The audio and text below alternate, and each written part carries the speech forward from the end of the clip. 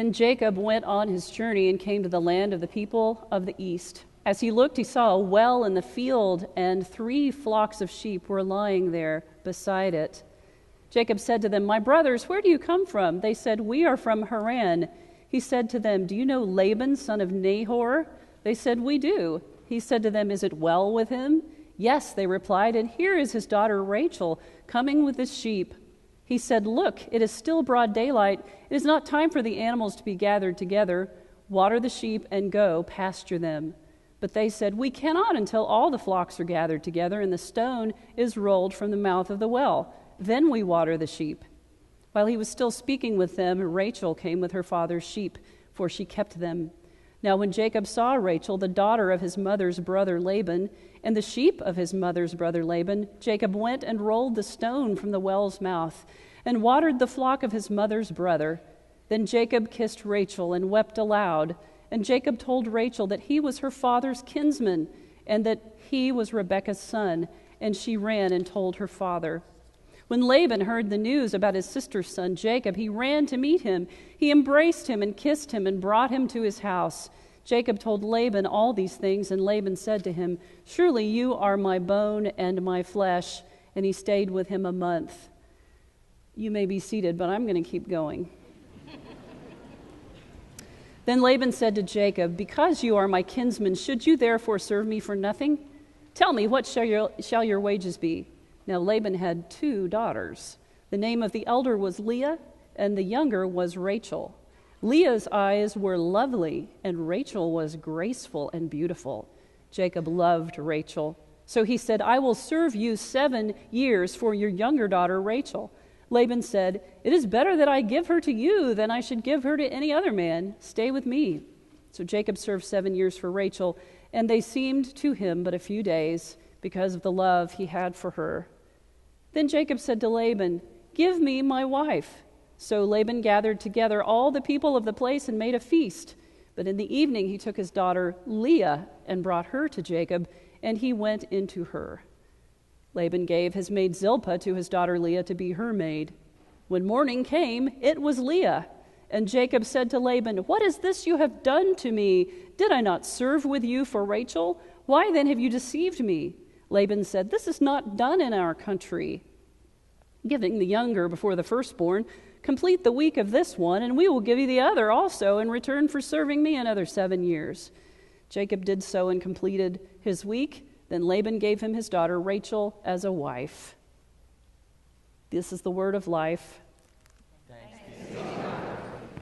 Okay, I cut off the part at the end about all the babies that were born to Leah, but not Rachel. That's the next part of the story.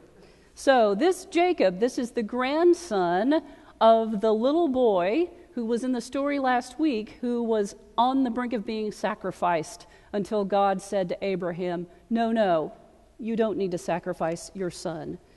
So Jacob, remember, is the twin brother of Esau. They did not get along so well. Jacob, the name means the grabber. And you know that Esau was born first, and Jacob was told to be born grasping the heel of his brother, as if to say, "Get back in here, I want to be the firstborn." No matter how strong a baby is, that's not going to work. So Jacob always had to live with the fact that he was the secondborn, Esau was the firstborn, and Esau would reap the benefits always of having been the firstborn son. Jacob was very jealous of that. I'm really condensing the story down and leaving a whole lot of stuff out. But Jacob, at some point, tricked Esau.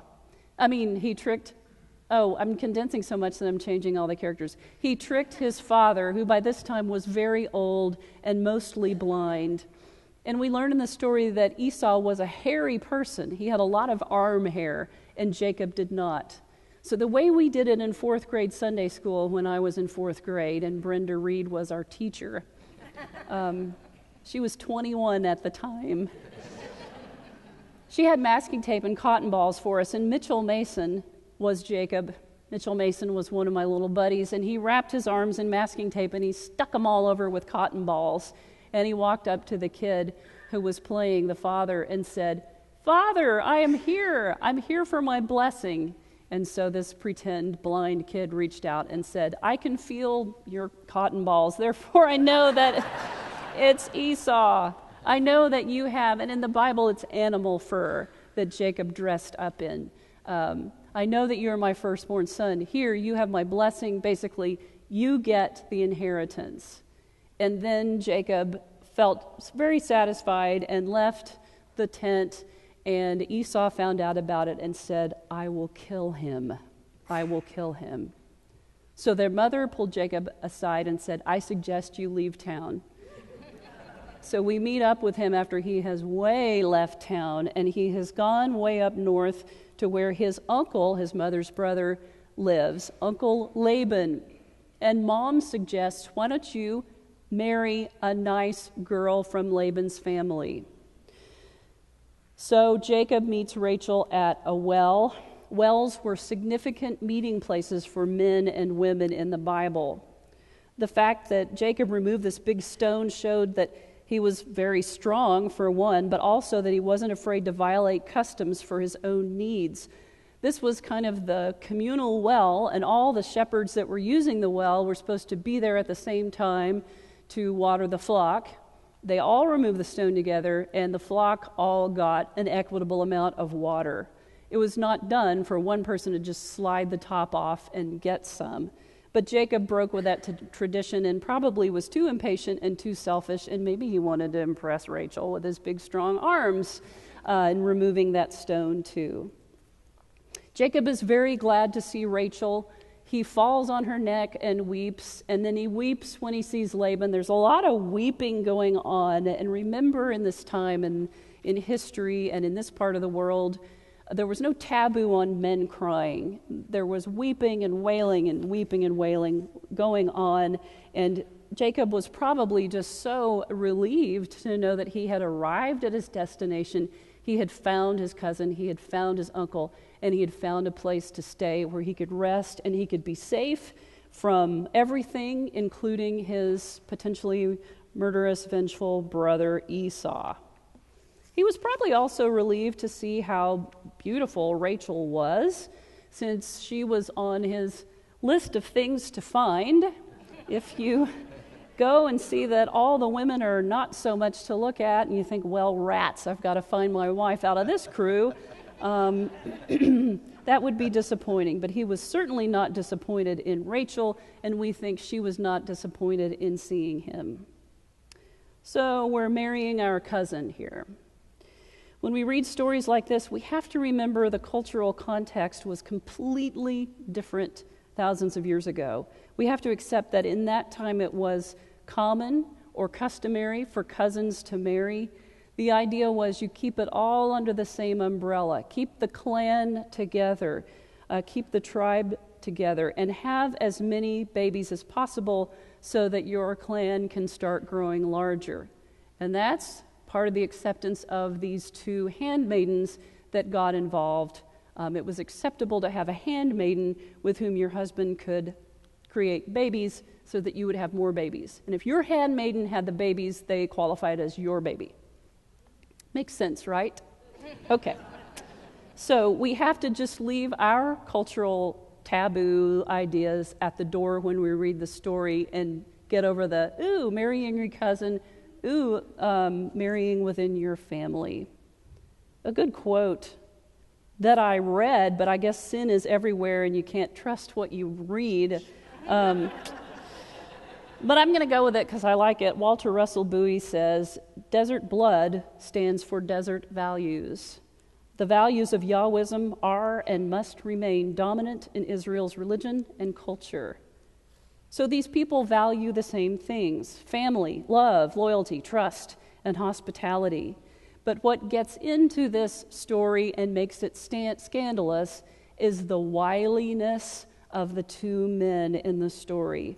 They are both sly foxes, clever and cunning, and maybe a little bit selfish. And the main fox is outfoxed by the new on the scene fox. So Jacob agrees to work 7 years for Rachel, and the Bible says that it went like that because he was so excited to marry her. But it's only on the morning after the wedding that he realizes he's been given Leah instead of Rachel. I don't know if you're like me, but does anybody read this story without asking him or herself, how could you not notice?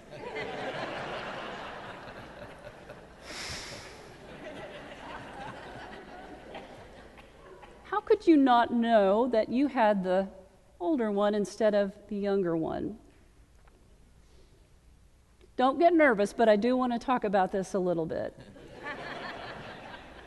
We have to leave our suppositions and our views of what a wedding looks like at the door also.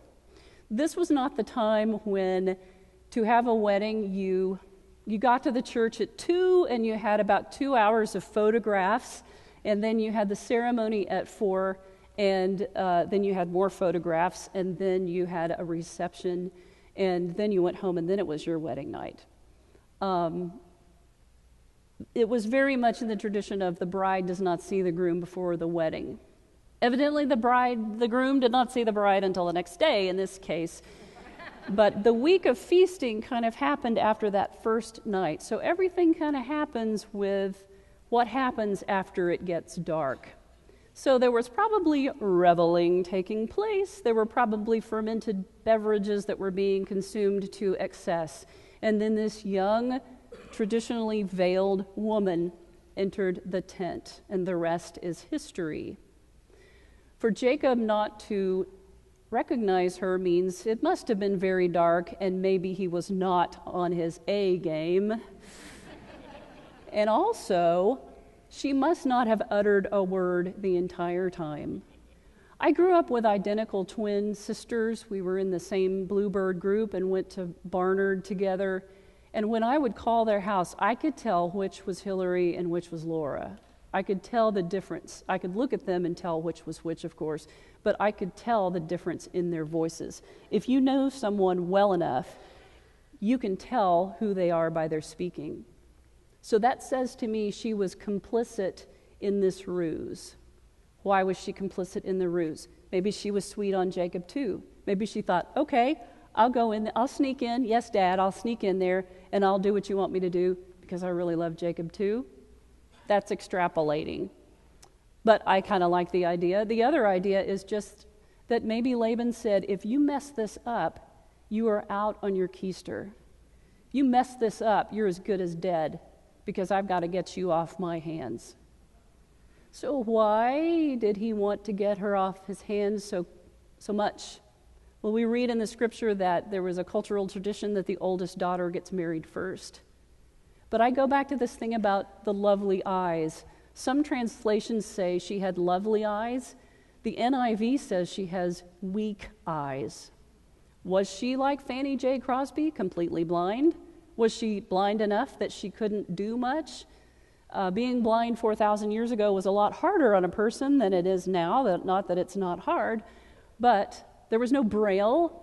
There were no aids for people who were blind. So maybe he thought, you're a liability to me. I've got to get you married off to somebody. So for whatever reason, he wakes up and it says, in the morning, it was Leah.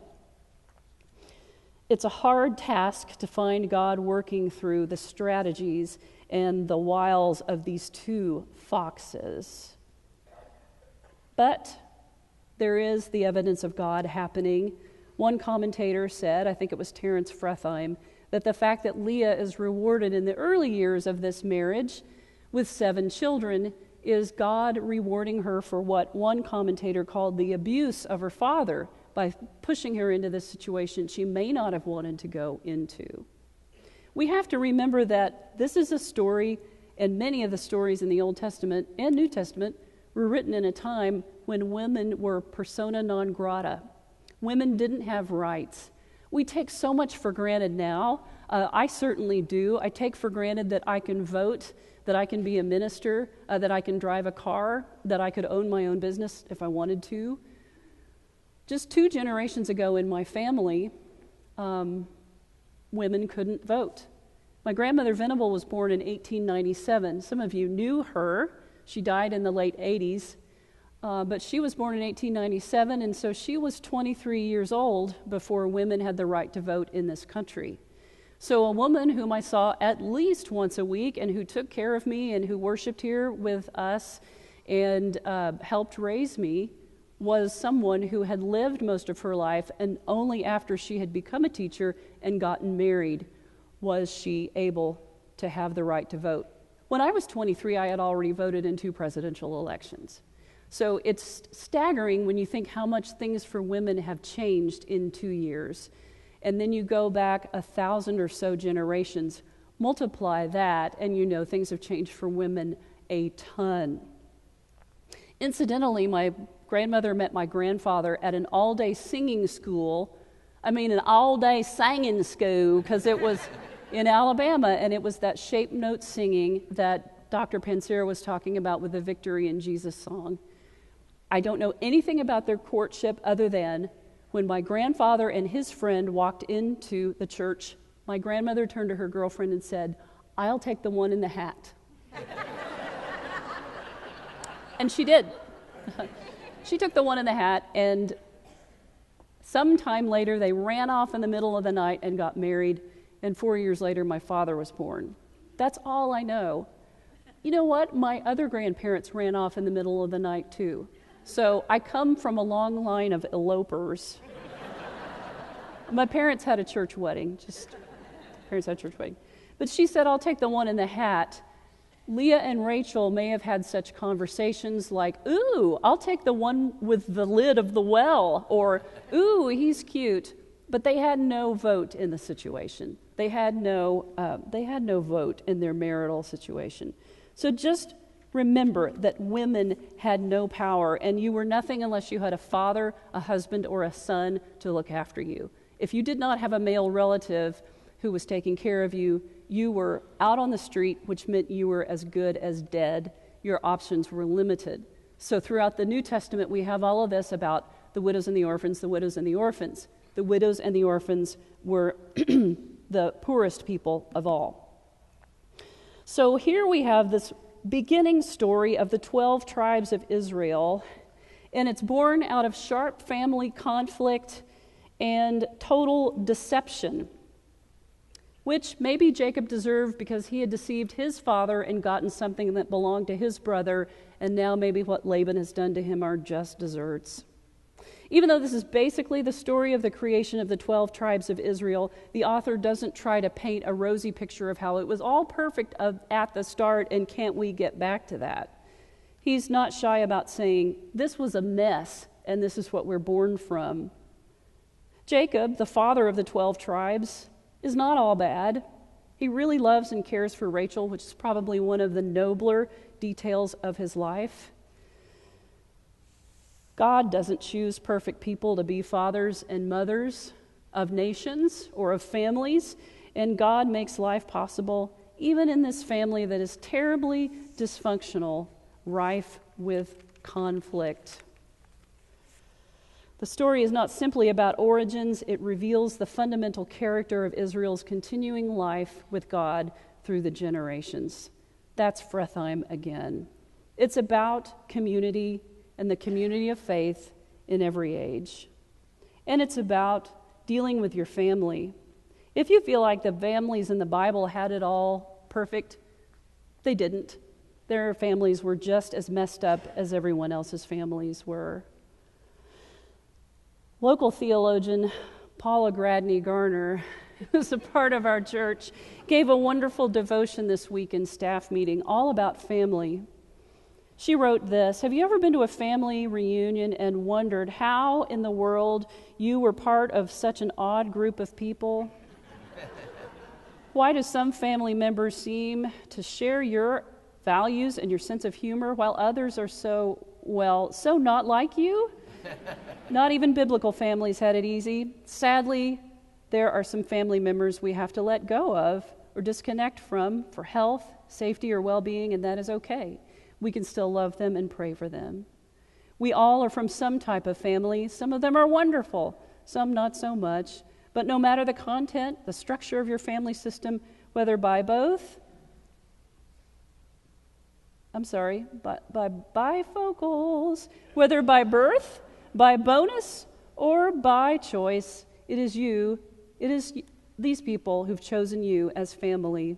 As you encounter, engage, and even endure your families when you get together with them, here are a few tips that may help in your connections.